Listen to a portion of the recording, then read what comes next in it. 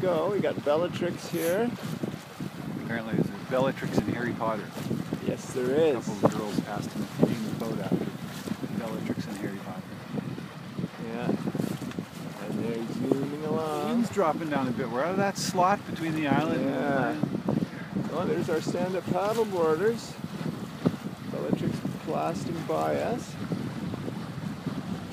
Oh, beautiful. What's the name of that point over there? Henderson Point.